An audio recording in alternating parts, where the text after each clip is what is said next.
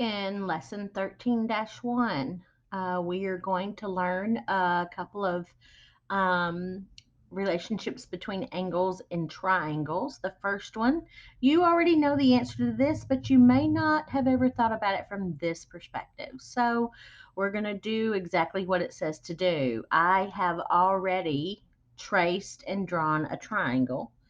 I'll show you in just a second. I have already numbered my angles 1, 2, and 3. And I'm going to switch over to my document camera in just a second, and I'm going to show you the act of ripping these off. Go ahead and stop the video and join me if you want. It's pretty interesting to see what happens. So let's head on over to the camera. So here we go. Here's my camera.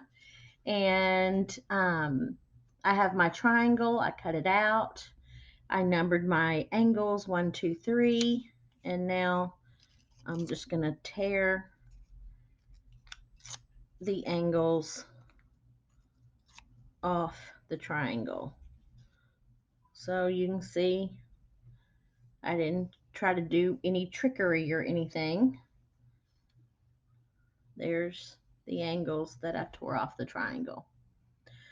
And if you're following and doing this with me, then all you need now is a straight line.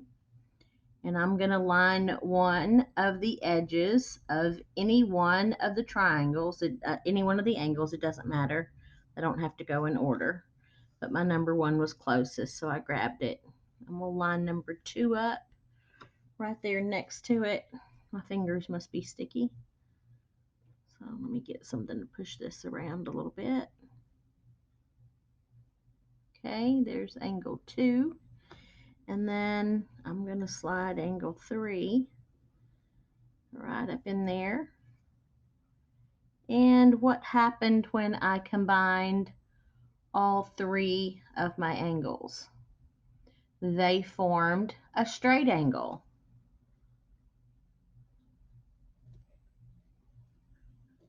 And what do we know about straight angle? Straight angles have 180 degrees in them.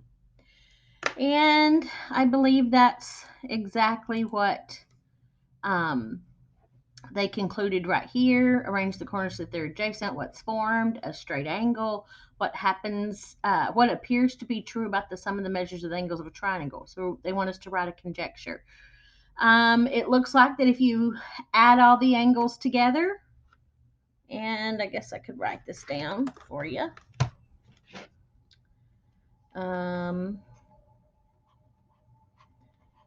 If you add all 3 angles from a triangle, you will get 180 degrees. Did yours have to be worded exactly like that? Absolutely not. You could say the sum of the angles of the triangle was 180 degrees. You could say 3 angles laid adjacent to each other will form a straight angle. So there's lots of different ways you could say it, but the result is the same. We got a straight angle. A straight angle has 180 degrees. So that's the triangle sum theorem. Now you want to kind of remember that, because what do we use for reasons and proofs? We use givens, we use definitions, we use postulates, and we use theorems. This is a theorem. So I can totally see us in a proof. In a proof, saying that the 3 angles, here's what they're wanting us to prove, that angle 1, 2, and 3 equal 180 degrees. Well, remember, they're wanting us to prove the theorem, so we can't use the theorem in the proof. But if we were doing some other theorem, some other proof, and we needed to say that 3 angles equal 180 degrees, we could say that, and then the reason out beside it would be the triangle sum theorem. So I'm going to, because you need to practice, I'm going to help you work this proof out. So this one's a little bit odd because we are doing something right here that we don't do a lot. We're actually drawing something. It says through point A. So here's point A. Draw AD. Okay, so they want us to have a point out here, and we're going to call it D because there's the D. So that AD is parallel to BC. All right, so now if I had my construction materials, I could construct those two lines parallel, but we're going to say that they are parallel.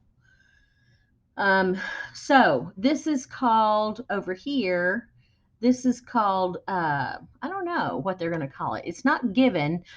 If I didn't look, and I'm going to look to see what Springboard called it, I would write by construction or by drawing. But we didn't technically construct it because I didn't use a protractor and a compass or a ruler.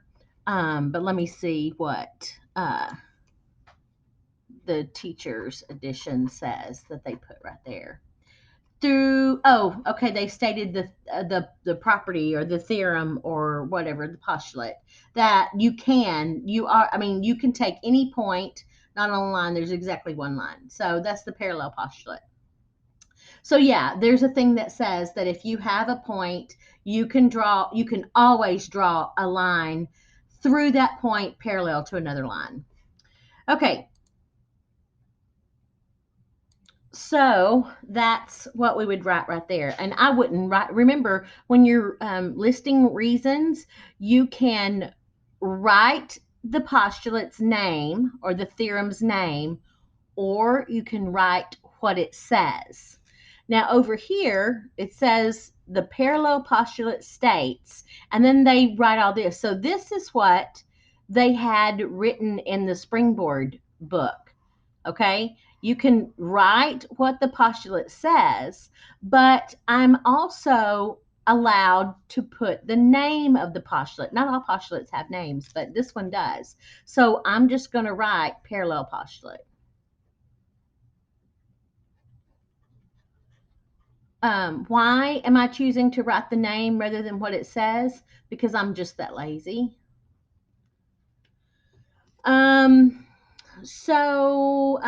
This one right here, what theorem or definition do we have that says that adjacent angles? Do you see 5, 1, and 4? Those are adjacent angles. What says that we can add them up to get a sum? Isn't that the angle addition postulate? Angle addition postulate. Some of your teachers may not like for you to abbreviate. On a test, you're probably not going to see the abbreviation. So be sure you know what that AAP stands for, angle addition postulate. Again, why am I not writing it? Well, I'm just that lazy. Okay, so now they've given us a reason. So what is this? What do we when we read this? They're saying that they want us to make a statement that we know to be true, a given fact, and this is going to be the reason for it. Alternate interior angles are congruent. So what should go over here? A statement about two angles that are congruent, and they should be alternate interior angles. Okay, so what do we need to form alternate interior angles? You need parallel lines. We have parallel lines, and you need a transversal. We've got two transversals. It doesn't matter, pick one. All right, I'm not going to do both of them because, well, they're kind of hard to see. All that information is too hard to see. So I just drew AB. So here, right here, this is angle 5, right? And then this is angle 2. This angle right here is angle 1 and 4 together, so we can't use that one. And this angle right here is not even in this picture because you have to extend this line on out to get that one. So that's why it helps to redraw it. So here I'm going to say angle 5 is congruent to angle 2. I'm probably going to need another pair. This says definition of congruent angles. Oh, they probably want me to switch it and say the measure of angle 5 is equal to the measure of angle 2, because I can't do substitution with congruencies right here. And I think I'm going to go ahead and say, back up here on this one, I'm going to go up here and say that I'm going to draw my parallel lines again, and then I'm going to draw this transversal, this one right here, and that's going to give me angle 4. Do you see it right there? And angle 3. So I'm going to say the measure of angle 4 is congruent to the not the measure. I'm going to say angle 4 is congruent to angle 3. When we do congruencies, we don't put the measure in front. But once we've got congruencies stated, we can then say the measure of angle 4 is equal to the measure of angle 3. Now, why do we need measures? So we can do substitutions. So, and it's telling me right here that I'm going to do substitution. So I'm trying to say angle 2, 1, and 3 add together to equal 180. Well, right here I have 5, and here I have 5 is equal to 2. So I can say the measure of angle 2 in place of the measure of angle 5. I took angle 5 out, I put 2 in its place. I did substitution. Plus, I can leave angle 1 is what I want in there, so I'm going to leave the measure of angle 1 in there. Plus, and now I'm going to say the measure of angle, you guessed it, I'm going to say 3. How can I say 3? Well, right here I have angle 4, and right here I have 4 and 3 are equal, so I'm substituting in because that's what they told me to use right there. So I'm finished with that proof.